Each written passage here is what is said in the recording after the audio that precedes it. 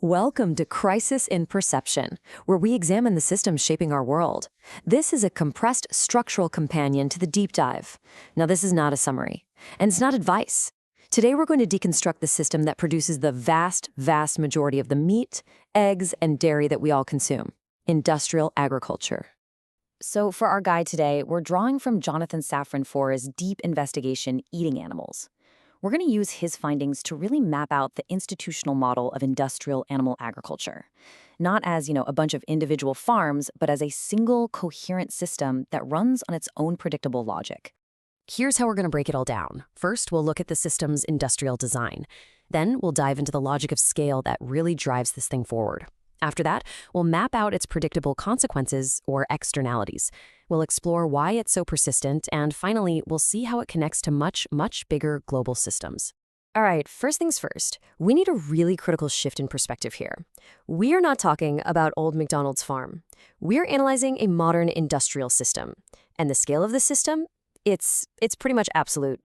Yeah, that's right. According to the source, upwards of 99% of all animals eaten in the United States come from this one system. Think about that. This isn't just some niche part of the industry.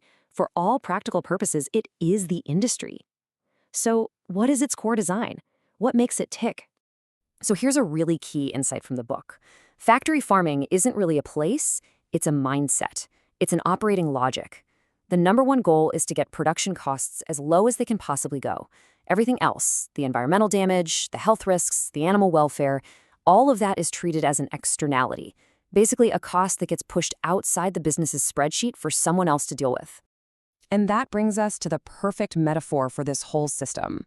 It's designed just like an assembly line, optimized for one thing and one thing only: throughput.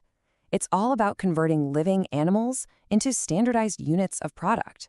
The very nature of the input, the fact that it's a living, breathing organism, gets abstracted away.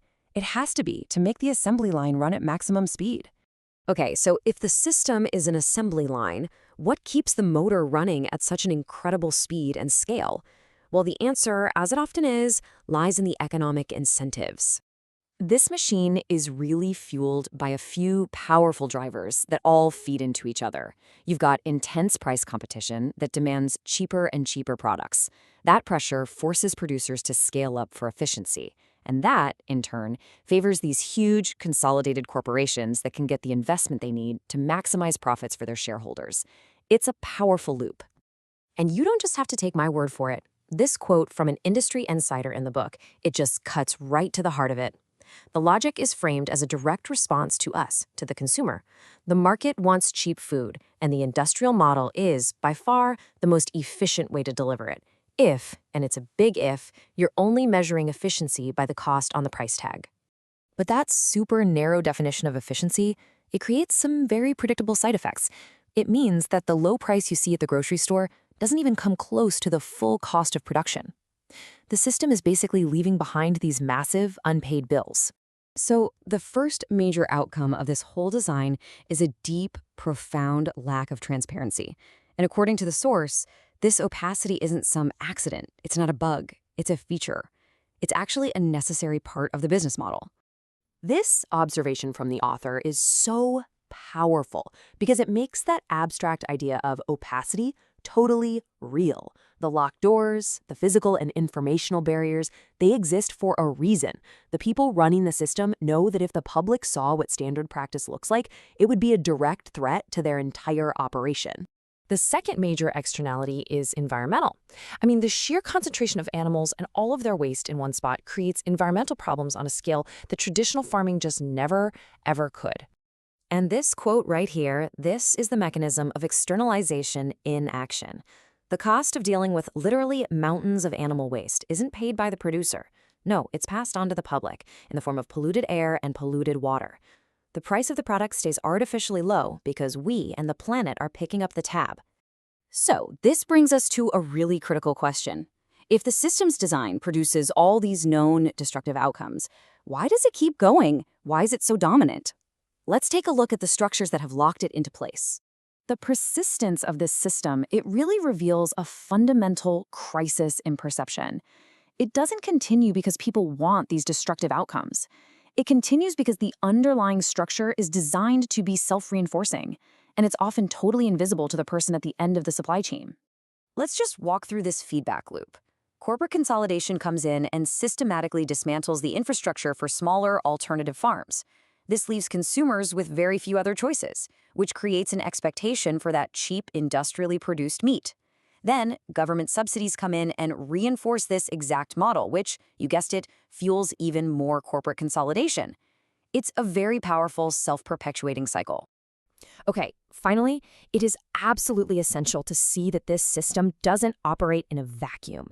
It intersects with and actually magnifies many of our biggest, most pressing global challenges. This quote really frames the issue perfectly. Industrial agriculture acts like a nexus point, you know? It's a place where all these seemingly separate crises converge, and they actually make each other worse. When you start to map the system's inputs and outputs, you see its direct connections to greenhouse gas emissions, to the risk of pandemics from high-density animal confinement, to the decline of rural communities, labor exploitation, and even the stability of our global food supply. Each crisis is tangled up with the others. So, the big thing to take away from all this isn't a simple solution, but instead structural clarity. Just understanding the design, the incentives, the feedback loops, that's the absolute first step toward having a real, meaningful conversation about the system itself. And this leaves us with a really provocative final thought from the source. What if the focus on individual consumer choice is kind of a distraction? This perspective suggests the problem isn't the choices we make at the store, but the choices that are allowed to exist in the first place. That makes it a question of systemic rules, not just personal responsibility. Crisis in Perception examines how systems shape belief and how better tools help us see clearly. This project is free and publicly accessible. If you'd like to support the time, tools, and research behind Crisis in Perception, you can become a supporter on Patreon. For a longer audio-based analysis of this topic, see the deep dive linked in the description. And if you enjoy this kind of systems-level analysis, please like, subscribe, and comment with books or topics you'd like us to explore next.